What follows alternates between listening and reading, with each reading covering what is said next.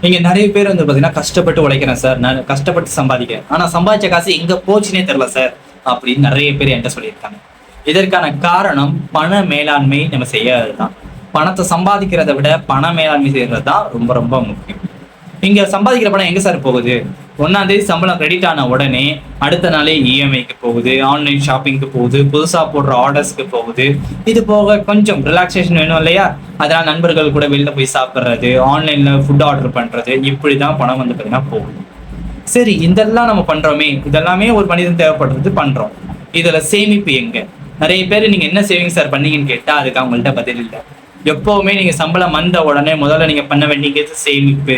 உங்களுடைய இடத்தில் முதல் லிஸ்டா இருக்கக்கூடியது சேமிப்பாக இருக்கணும். உங்க சம்பளம் 10,000 இருக்கட்டும், 15,000 இருக்கட்டும், அதுல ஒரு 20% நீங்க என்ன பண்ணணும், சேமிப்பு என்பதுனா கொண்டு போகணும். நீங்க சேவிங்ஸ்க்கு கொண்டு போனீங்க அப்படின்னா தான் உங்களுடைய சம்பளம் ஓவர் த பீரியட் கூடலைனாலும், உங்களுடைய சம்பளம் அடுத்த ஆண்டுகளை கூடலைனாலும் உங்களால பெட்டரான ஒரு லைஃப் வந்து லீட் பண்ண முடியும்.